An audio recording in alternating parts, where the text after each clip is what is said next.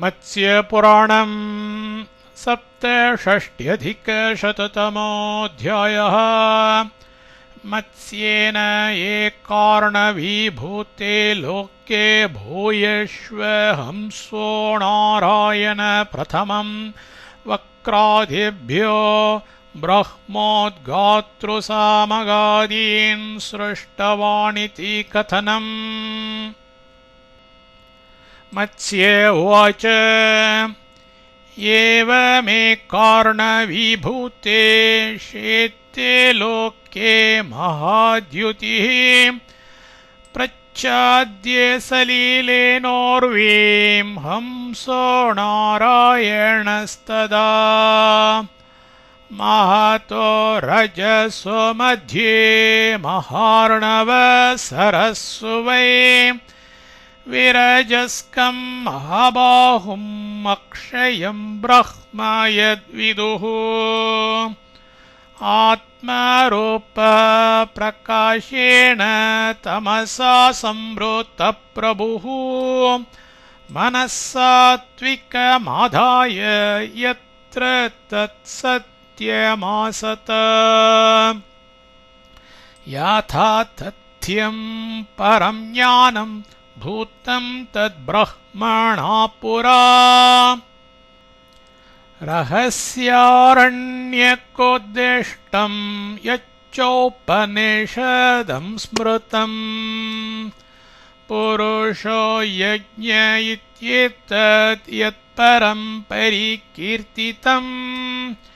यश्चान्यपुरुषाख्यः स्यात् स एष पुरुषोत्तमः। ये च यज्ञकरा विप्रा ये चर्त्विज इति स्मृताः अस्मादेव पुरा भूता यज्ञेभ्यः श्रूयतां तथा ब्रह्माणं प्रथमं वक्त्रात् उद्गातारं च सामगम् होतारमपि चाध्वर्यं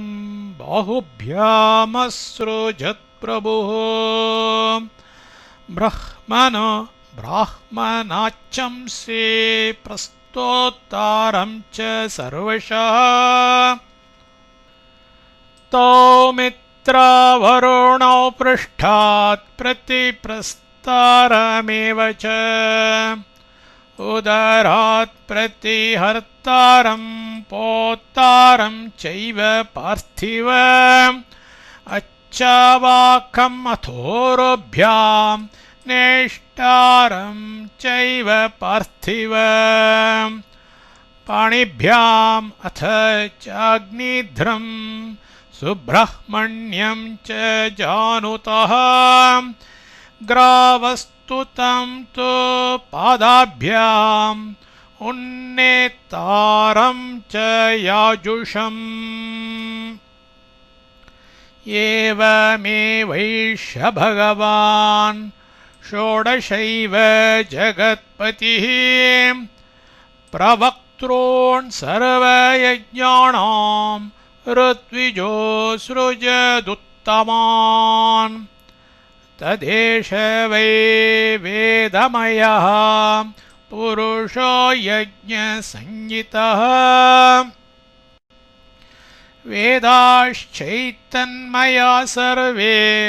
साङ्गोपनिषदक्रियाः स्वपित्ये कार्णवे चैव यदाश्चर्यमभूत्पुरा श्रूयतां तद्यथा विप्रा मार्कण्डेय कुतूहलम् गीर्णो भगवतस्तस्य कुक्षावेव महामुनिः बहुवर्षसहस्रायुस्तस्यैव वरतेजसा अट्टंस्तीर्थप्रसङ्गेन पृथिवीं तीर्थगोचराम् आश्रमाणि च पुण्यानि देवतायतनानि च देशान् राष्ट्राणि चित्राणि पुराणि विविधानि च जपहोम परशान्तस्तपोघोरं समास्थितः मार्कण्डेयस्ततस्तस्य शनैर्वक्त्राद्विनिःसृतः स निष्क्रामन्न चात्मानं जानीते देवमायया निष्क्रम्याप्यस्य वदनात् एकार्णवमथो जगत् सर्वतस्तमसाच्छन्नं मार्कण्डेयोऽन्ववैक्षत तस्योत्पन्नं भयं तीव्रं संशयश्चात्मजीविते देवदर्शनसंहृष्टो विस्मयं परमं गतः चिन्तयन् जलमध्यस्थो मार्कण्डेयो विशङ्कितः किं नो स्यान्मम चिन्तेयं मोहस्वप्नोऽनुभूयते व्यक्तमन्यतमो भावस्तेषां सम्भावितो मम न हीदृशं जगत्क्लेशं मयुक्तं सत्यमर्हति नष्टचन्द्रार्कपवने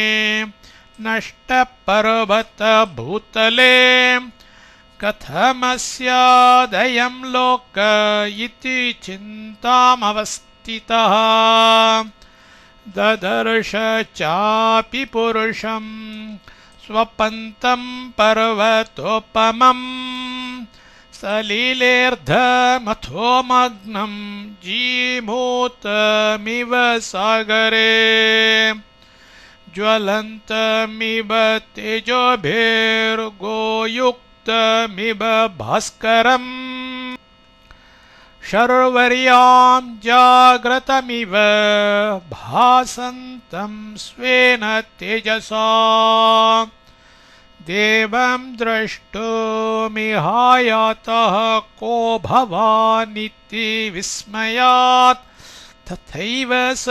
मुनिकुक्षिं पुनरेव प्रवेशितः सम्प्रविष्ट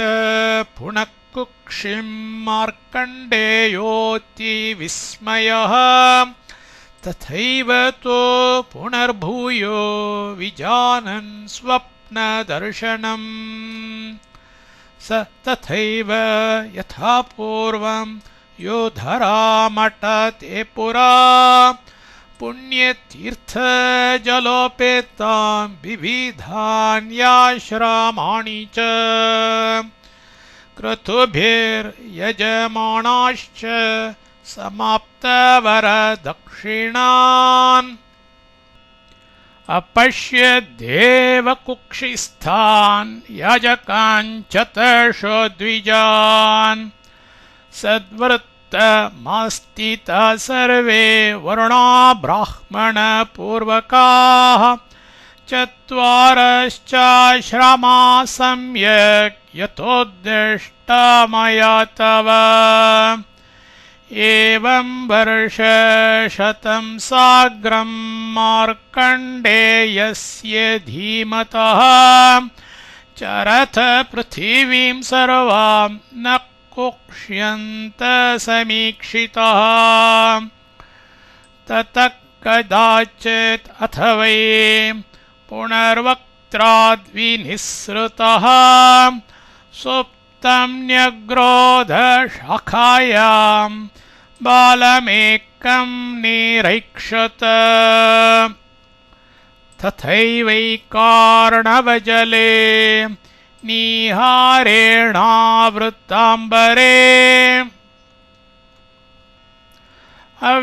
अव्यग्रक्रीडते लोके सर्वभूतविवर्जिते स मुनिर्विस्मयाविष्टः कौतूहलसमन्वितः बालमादित्यमारुह्य नित्यसङ्काशं नाशक्नोदभिवीक्षितुम् स चिन्तयंस्तथैकान्ते स्थित्वा सलिलसन्निधौ पूर्वदृष्टमिदं मेने शङ्कितो देवमायया अगाधसलिले तस्मिन् मार्कण्डेय स विस्मयः प्लवंस्तथार्तिमगमत् भयात् सन्त्रस्तलोचनः स तस्मै भगवानाह स्वागतं बालयोगवान् बभाषे मेघतुल्येन स्वरेण पुरुषोत्तमः मा भैर्वत्स न भेत्तव्यम् इहैवायाहि मेन्तिकम् मार्कण्डेयो मुनिस्त्वाह बालं तं श्रमपीडितः मार्कण्डेय उवाच को मां नाम्ना कीर्तयति तपःपरिभवन्मम दिव्यं वर्षसहस्राख्यं दर्शयन्निव मे वयः न ह्येषव समाचारो देवेष्वपि ममोचितः मां ब्रह्मापि देवेषु दीर्घायुरिति भाषते कस्तमो घोरमासाद्य मामद्य त्यक्तजीवितः मार्कण्डेयेति मामुक्त्वा मृत्युमीक्षितुमर्हति सोत उवाच एवमाभाष्य तं क्रोधान् मार्कण्डेयो महामुनिः तथैव भगवान् भूयो बभाषे मधुसूदनः श्रीभगवानुवाच अहं ते जनको वत्स ऋषिकेश पिता गुरुः आयुष्प्रदाता पौराणः किं मां त्वं नोपसर्पसि मां पुत्रकामप्रथमं पिता तेङ्गिरसो मुनिः पूर्वमाराधयामास तपस्तीव्रं समाश्रितः ततस्त्वां घोरतपसा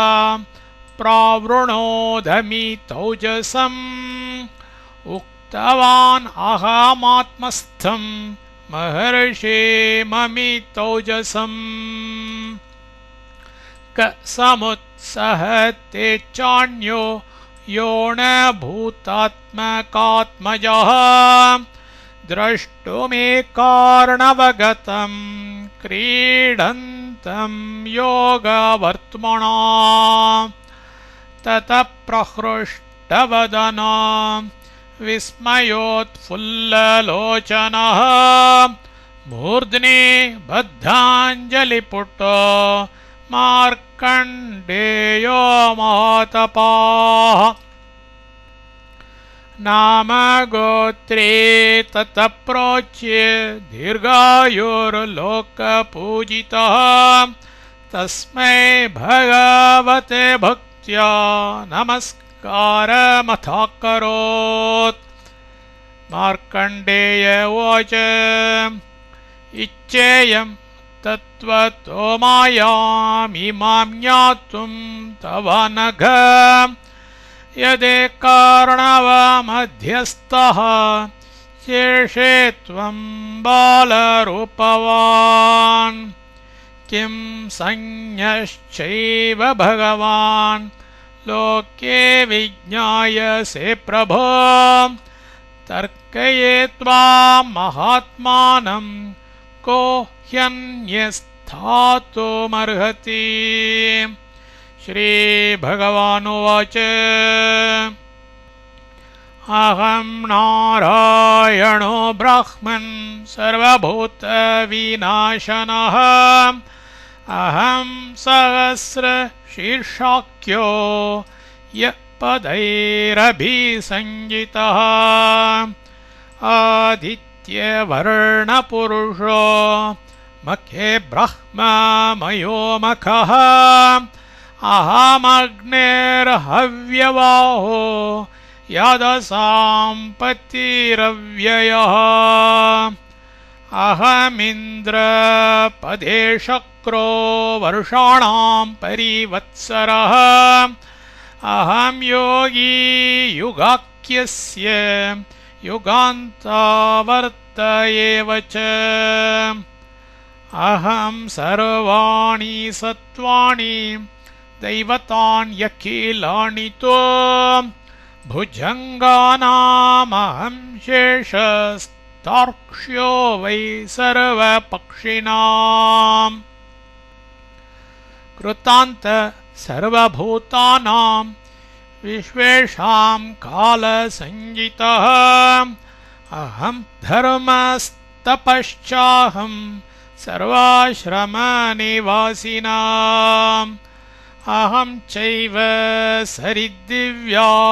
क्षीरोदश्च महार्णवः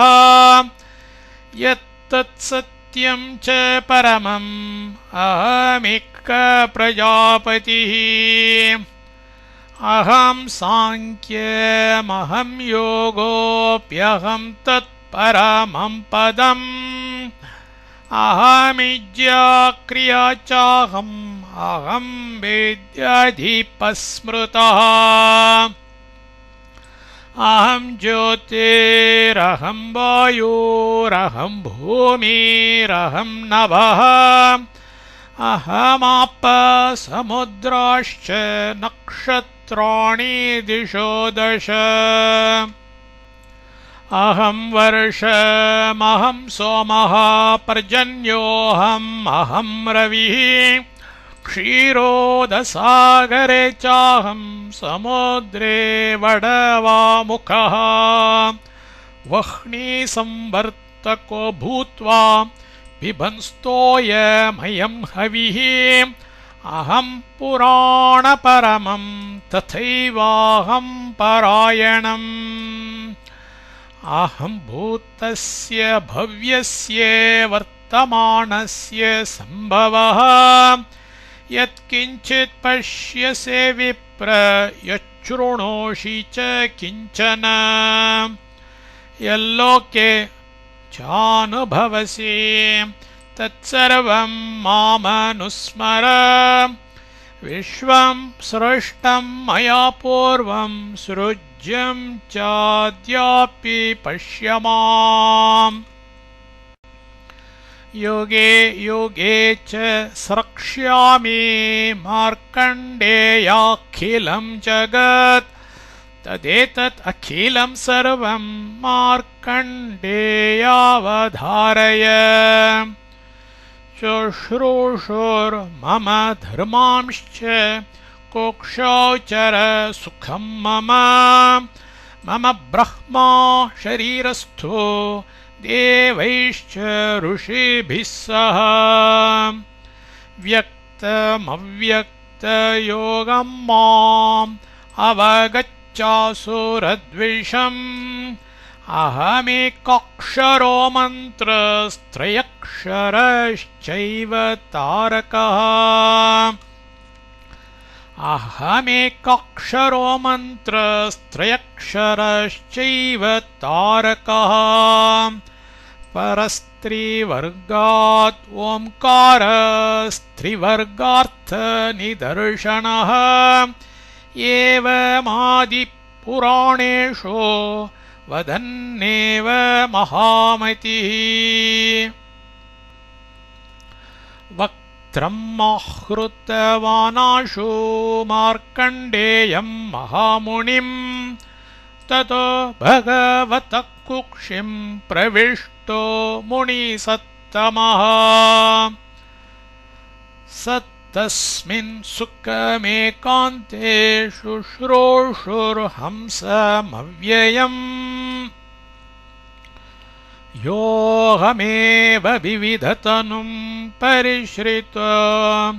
महार्णवे व्यपगतश्चन्द्रभास्करे